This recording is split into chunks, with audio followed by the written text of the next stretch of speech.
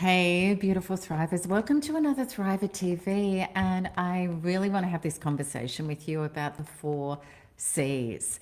I talked about it in one of my live events, and people were really interested in it. And this is a deep learning that I've discovered myself about all the things that don't work in relationships, especially abusive and narcissistic relationships, why they don't, why they're not even compatible with the values that we need, and what are the true values for a healthy relationship to even have a baseline requirement of health to actually work. This is such an important conversation for our community because after narcissistic abuse, we have such a skewed reality of relationships. We thought that all sorts of attractions and bonds were the things that were the glue that made a relationship attractive and something that was right for us, but we may not have understood because we're not taught of what are the true requirements and what actually does make a relationship healthy. So that's the conversation I wanted to have today. So if you're new to this channel, I'm Melanie Tonia Evans. I've been helping people recover from narcissistic abuse for 20 years now.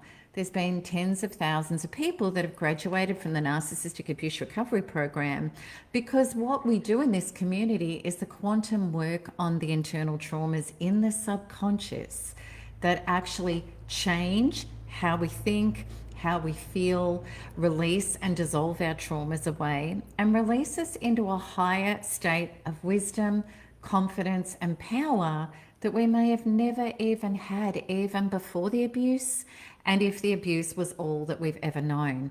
And that differs from a lot of channels on narcissistic abuse because what they do is talk about the narcissist and how bad it is and what it's done to you, but possibly with no true solution about how to heal from it, let alone thrive from it, which I'm really passionate about.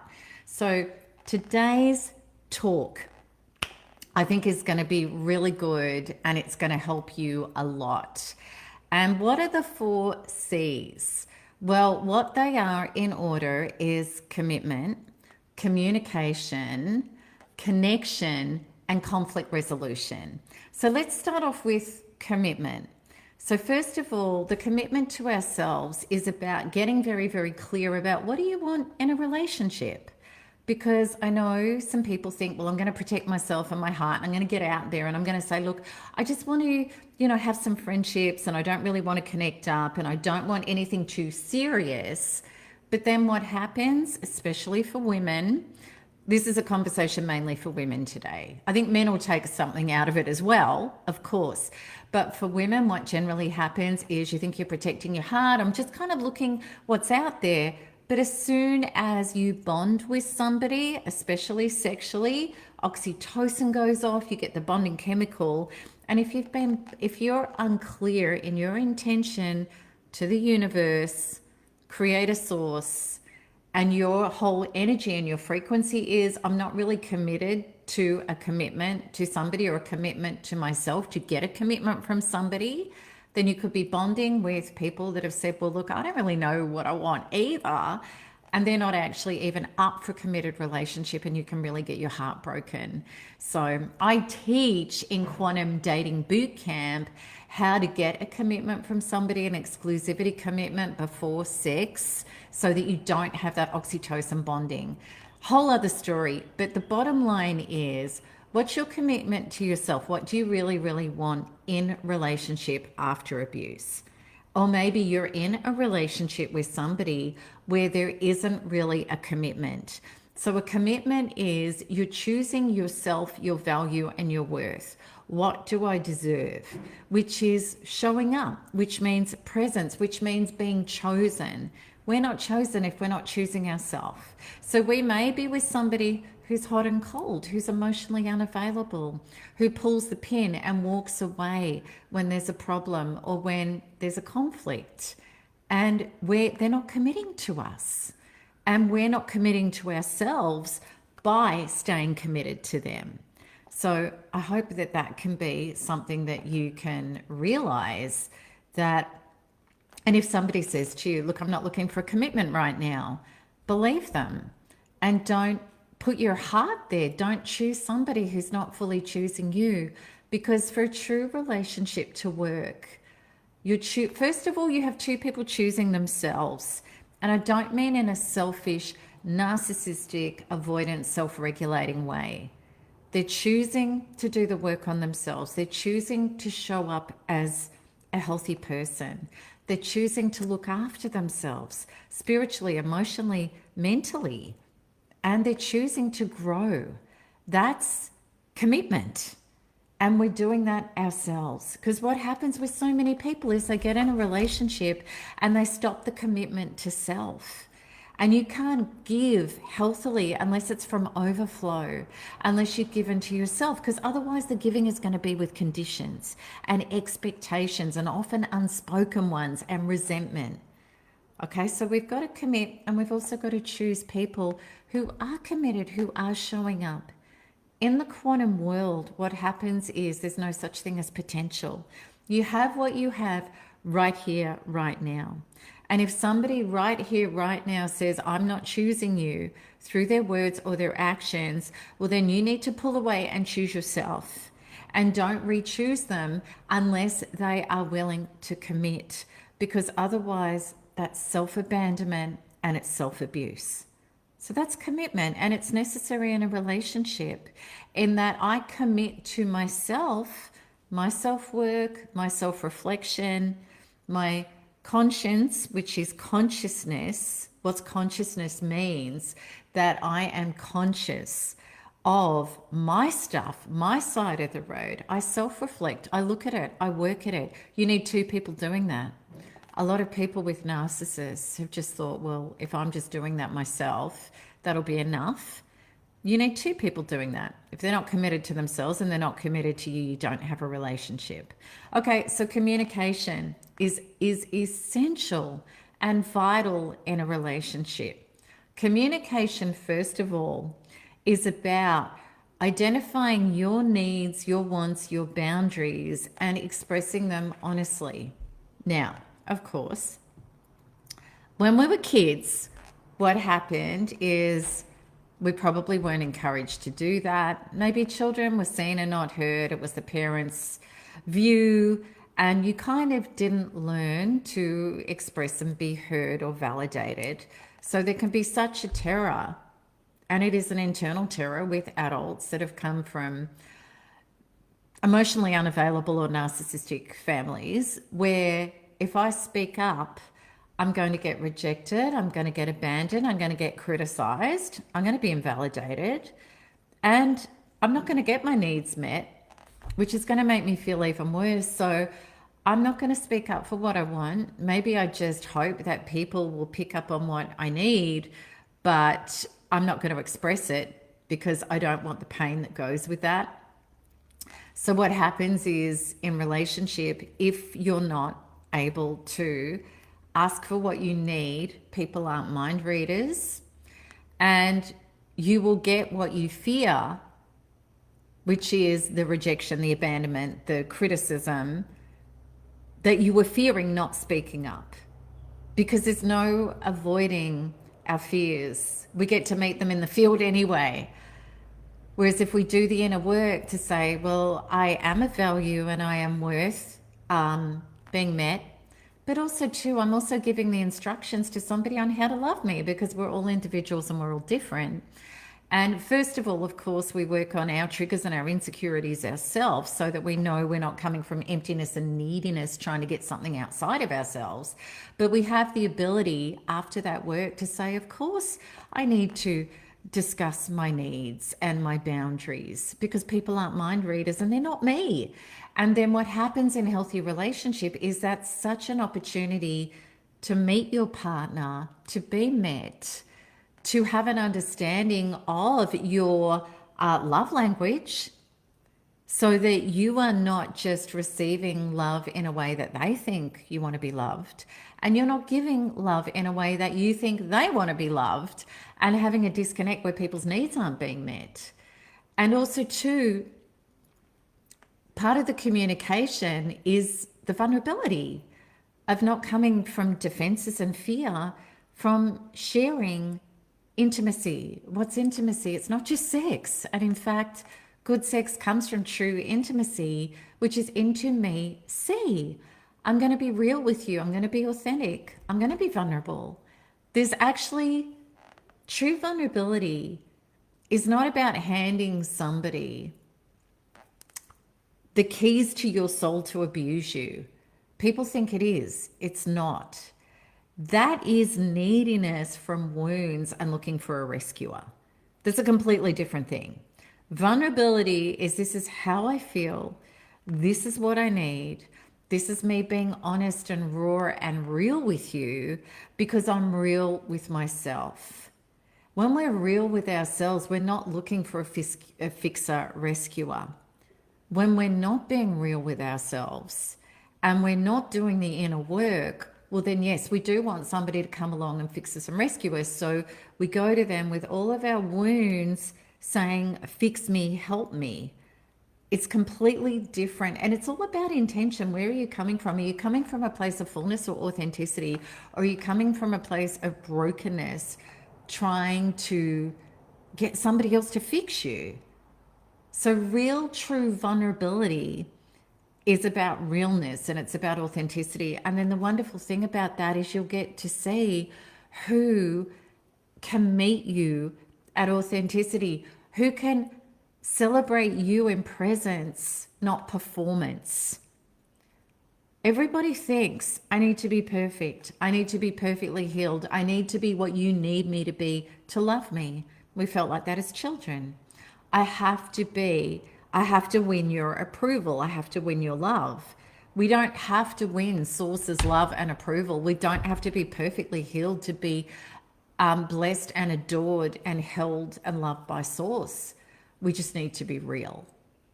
And it's the same in relationship. If you want real, authentic relationship, you're allowed to be real. You're allowed to be sad. You're allowed to cry. You're allowed to be upset.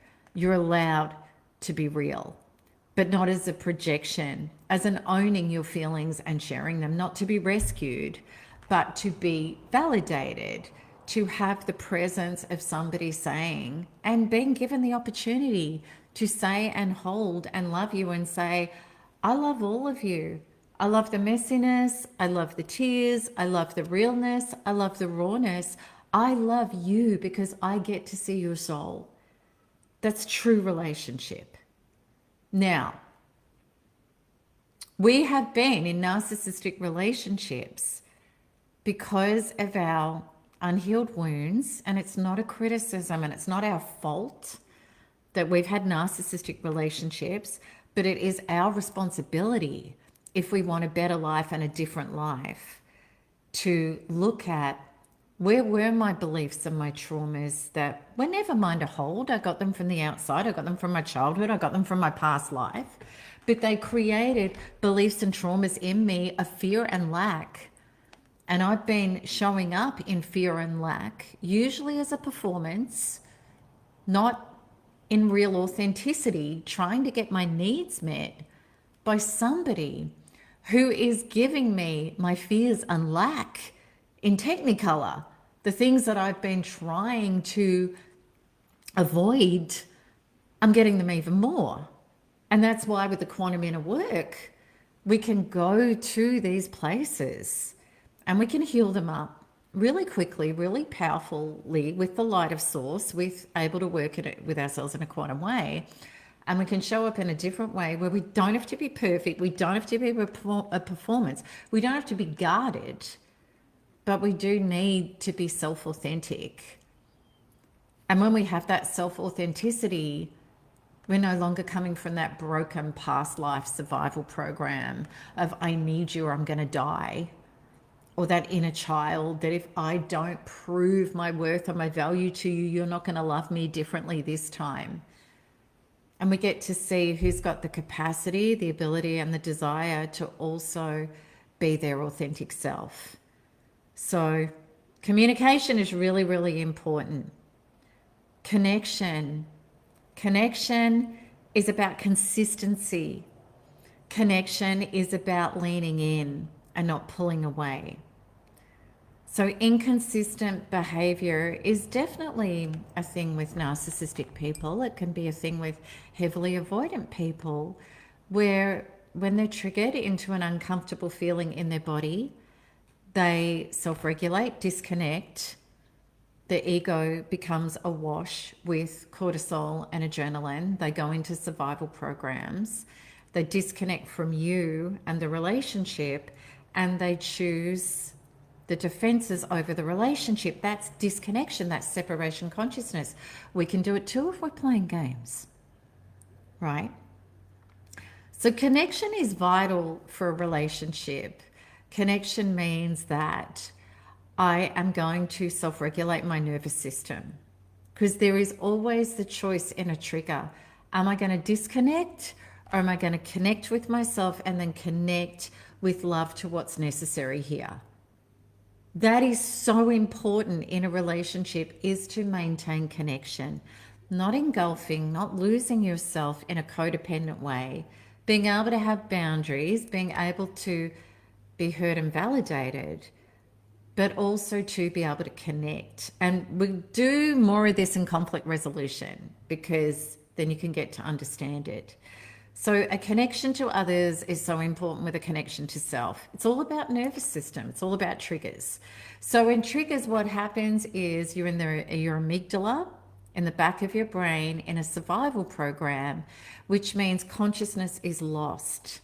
And we get really dumb when we're in our amygdala. And what I mean by that is wisdom is out the window.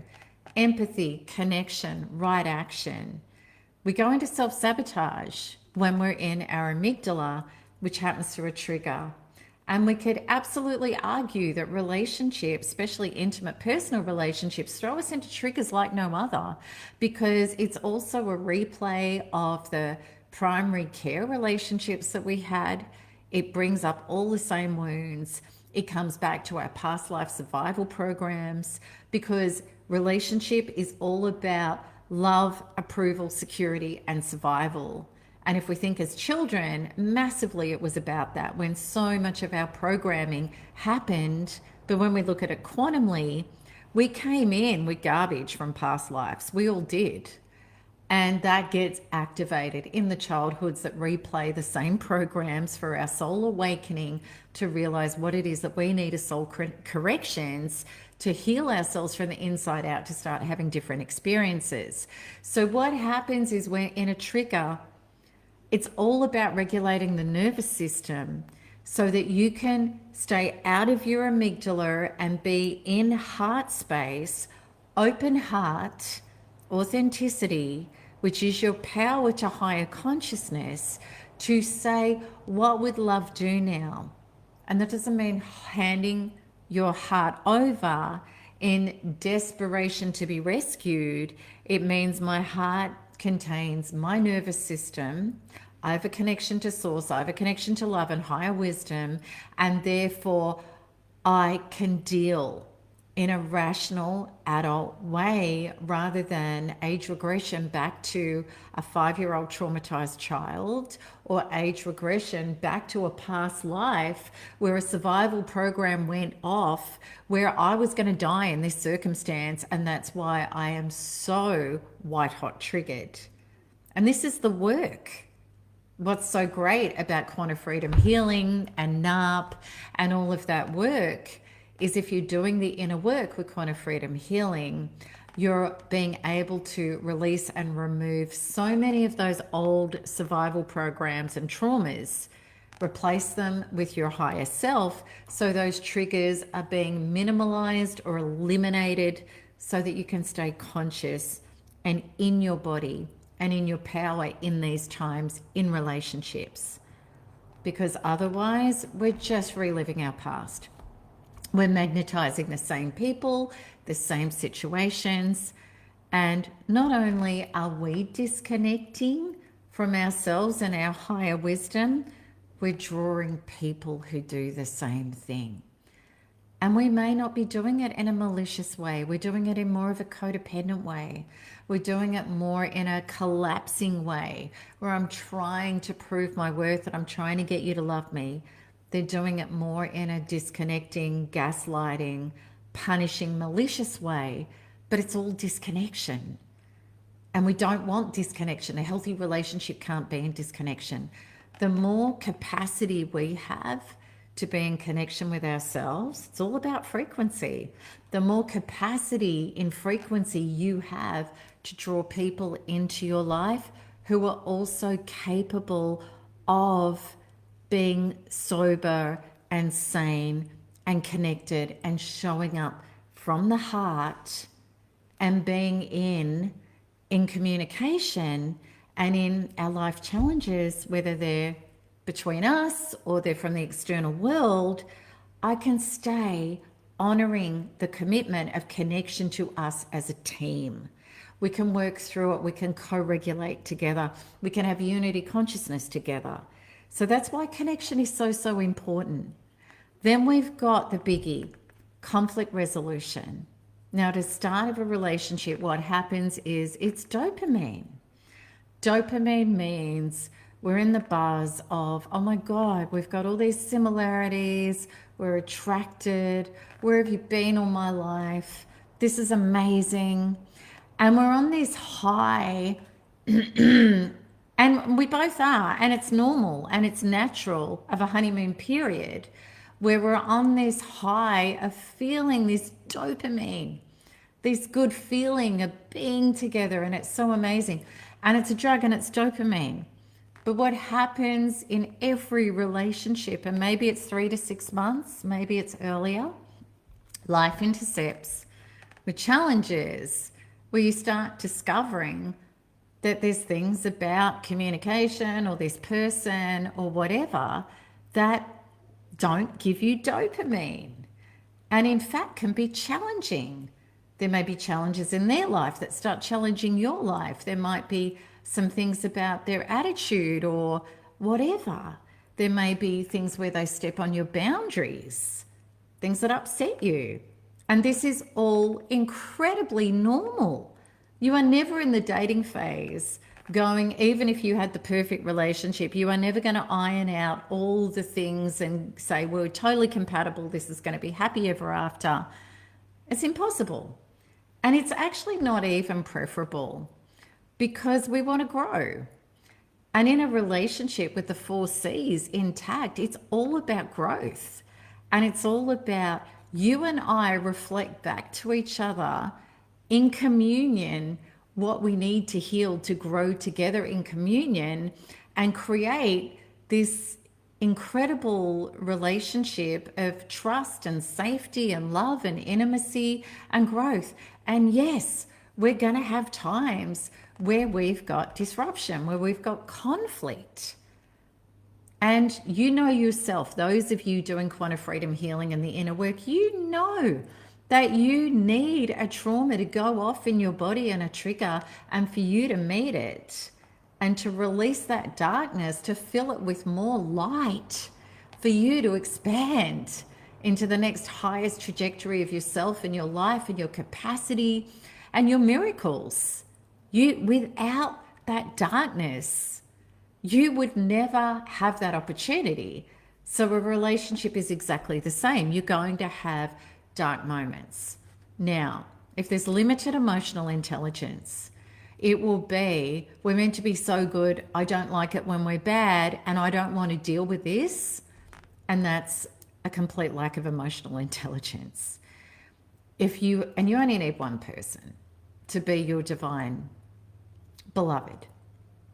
And for you to magnetize this, you have to be that person. And we all have to have the requirement in relationship. Of course, there are going to be challenges. And what is really important is, how do we deal with those conflicts? Because a true relationship is not surface level. Surface level is, I want everything to be right, and if it's not, I don't want to participate. And that's not a true relationship. Trust is broken. True connection, intimacy, and growth are gone. A true relationship is, we're going to have our times. How are we going to deal with that? What's that going to look like? And we need to navigate that. And if we're not navigating it well, we need to really sit down and work out how we navigate that. So what does conflict resolution look like?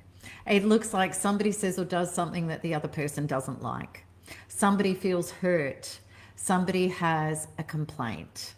Somebody brings forward a complaint. And there's two ways to complain. There's criticism or there's complaint. A complaint starts with I feel like, or I would like, or I don't like. Could you please do that, or could you not please? Because this is how I feel about it. A criticism is you do this, you do that. It's all about the other person. And a criticism, of course, is going to be met with resistance unless you have somebody who is so conscious who can look under the criticism into the complaint and ask that person, how do they really feel and what's going on for you? Because you're not expressing it, you're just telling me what I'm doing wrong. Okay. So there's that level of consciousness that might be necessary to lead somebody into that if they are a chronic criticizer. Hopefully you're not going to be with somebody who is that. We know that malignant narcissism can be constant criticism. We know that. We know dismissive avoidant could be, well, I'm not going, or covert narc or dismissive avoidant, I'm not going to criticize. I'm just going to bottle it up and pull away and get all defensive and disconnect from you. We know that. That's the DA kind of path that can happen that is very painful as well. Okay, so what happens when somebody comes to you with a complaint? And of course, it's human to feel criticized, to feel defensive, but that's where the self-regulation comes in, the breathing, the staying in your body, and being curious. And what's wonderful about validating somebody's experience, well, first of all, it's empathy. I could have had a completely different experience than what you had, but you're having an experience. And because I love you, I want to honor your experience. I'm curious about your experience. I want to ask you more if I don't understand it. And even if I don't agree and it wasn't my intention, if I love somebody, I understand that impact has got nothing to do whether I intended it or not. Because a lot of people go, well, I never meant that, and therefore you shouldn't be feeling this. Whereas it's got nothing to do with it. Impact is personal. There's been impact whether I intended it or not. And therefore I care enough and I love you to understand you feel impacted by my actions or my inactions. And I'm going to lean in and be curious and ask you how that felt. And I'm going to validate your experience. And I'm going to apologize. And I'm going to say, I'm so sorry that my actions hurt you. And sorry doesn't mean I'm wrong or I'm at fault. And this is the problem with narcissism and dismissive avoidance. You will find people that are resistant and they're in defenses have got massive shame wounds. And the shame wound means that if I'm told I'm wrong, I've done something wrong, I'm defective. That's why you get all the logical explanations and the defenses and the gaslighting and the darvoing, blaming you for bringing something up. You can't have a healthy relationship with that. It doesn't work. Do you understand that? I want you to really understand that because it's really important to understand. And if you're trying to do a dance with somebody like that, you're going to get really damaged. Okay? So validation is really important and apology is important. An apology doesn't mean I'm at fault. An apology means I am sorry that my actions hurt you because I love you and I'm sorry that happened. Not I intended it. I'm a bad person. And, you know, that just goes such a long way for that person. And also, too, what that person can feel in conflict resolution, and we've got to be willing to do this ourselves. They feel that they're heard, they're seen, you care, you love them. And if it's genuine from the heart, and it's followed up with, you know, I'm really going to honor you in that space in the future. I don't want to do that to you again. I want to understand how that's hurtful for you so that I can meet you better. And in communion and connection and conflict resolution, it's the understanding that if you're feeling healthy, well, then I get the best of you. And I get that beautiful version of you that loves and trusts me, which only benefits me. So why wouldn't I do that? Now, I know you might be hearing this All right. Are you understanding what I'm saying? Just let me know if this is making sense. You need to be the person that you would want to be in love with. You need to be that person. You're going to see whether or not, okay, if you are that person and that's your commitment to yourself of how you show up in relationship, well, then you are going to attract somebody like that. And if you're with somebody who's not like that, you're going to identify it and you're going to stop trying to fix and change and force. And you're going to let go, okay, and take on a higher frequency. It's really, really important to understand that. So, conflict resolution, we know it's about validation, it's about apologizing, it's about realizing that everybody is a unique individual, they have a unique love language, they have unique needs and wants. And people might say, well, they're just so needy and they're just so wanting and they're just so this and they're just so that. Generally, that is because they're not heard and they're not validated and nothing's resolved. Because if you're not heard and you're not validated and you're not met at a heart level with empathy, well, then you haven't had repair. So it's going to keep going on and on and on and on. And this is an important thing to understand about yourself. If you're with somebody who refuses to do conflict resolution and repair in healthy ways, or learn how to do it, or change how they're doing it, well, then you're going to become a version of yourself that you don't want to be. And you're going to forgo yourself. And that's not worth it. It's absolutely not worth it. Okay, so let's just touch on all of this again. After narcissistic abuse, we understand that we need to do relationship at a very different frequency. It's not just about attraction and about interests and our interests and we're attracted and we feel chemically this person. They were a soulmate or a cellmate, but they were a gift from the divine to trigger in us the stuff that was not aligned, that was in fear and lack. That's the truth. It was meant to happen. There was a gift in it. We need to take the gift and we need to grow and say, okay, now what do I need to understand about relationship with myself and functional relationship with others? How do I need to develop and grow my capacity to be able to be in relationship in a way that can work? So let's just go through it again. Commitment. What do I really want? Okay, be committed to that. And then choose people who are also committed to that same value. Otherwise, you're playing Russian roulette with your heart, with your frequency. Okay, so then we have communication. Showing up honestly, asking for what you need and want, sharing how you feel, what's going on for you. Not in like a needy, ridiculous, overdoing it way. Just be yourself. And if it's on your heart, share it in a non-critical way. Connection. I'm committed to this relationship, which doesn't mean that I'm the connection. I'm only committed to it when things are good and when I feel regulated. I am committed to connection, especially when I feel dysregulated. I'm going to regulate my nervous system and I'm going to lean in and co-regulate with you.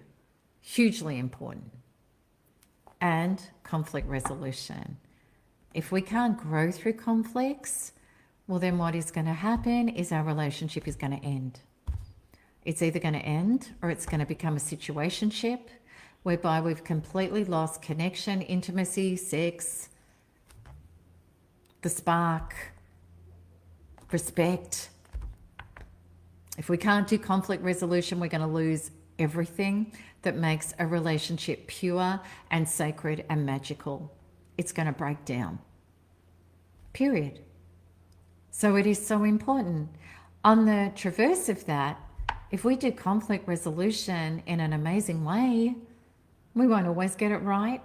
But if we are interested in repair, we are interested in empathy, we're interested in mutual growth and understanding and care and compassion for each other, well, then what's going to happen is our relationship over time is going to get better, stronger, more magical, more powerful. We're going to be mission-based together. We could conquer the world together in our mission, standing united as two souls on the one mission. And I know so many of you want that. And that's a beautiful goal. And if you want that goal and it's a dream and a desire for you, absolutely it exists and it's looking for you as much as you're looking for it. But you need to be the frequency and the authenticity to choose it, to be it, to walk it. And not dragging people kicking and screaming. Okay? They're either at that level of growth and desire or they're not. Who's had a relationship? Let me know in the chat where you've been evolving yourself and you're trying to have an evolved relationship with somebody who's just not growing with you. Just say me in the chat if you've had that. And you want to bring them with you, but you can't. It's heartbreaking for sure. So there it is. I hope that this has helped. I love the 4 C's. It's been really clarifying for me in a massive, massive way. And, you know, I'm still growing and I'm still working at being, you know, more source flowing through me as me, more alignment, more frequency. You know, these have been huge challenges for me in my life as well, I promise you. And, you know, unconsciousness and also too having unconscious partners. And for a lot of us, this has been our wiring. This is why we've been narcissistically abused. These are our lifetime challenges. These is our karmic garbage we've brought in from past lives. These are the childhoods we've had. And none of this is going to be fixed from the outside coming in to rescue us. This is the real work. So, all right, and I just want to say to you guys, if you haven't yet got my free gift, which is the 3 trauma bonds that you can start breaking today, just write bond in the chat, B-O-N-D, and I'll send it to you straight away. If you haven't already picked it up, I'd love to help you with that. It's all about nervous system and how you can start regulating. All right, everybody, I've really loved connecting with you. Please share this video out to other people so that they can start to understand what healthy relationship looks like, especially after abuse. And I'll see you in the next one. And keep healing and keep thriving and keep smiling, because there is nothing else to do, especially after the life that we've come from. It hasn't been easy, but it can become magical. It truly can. I love you guys. I'll talk to you soon. Bye-bye.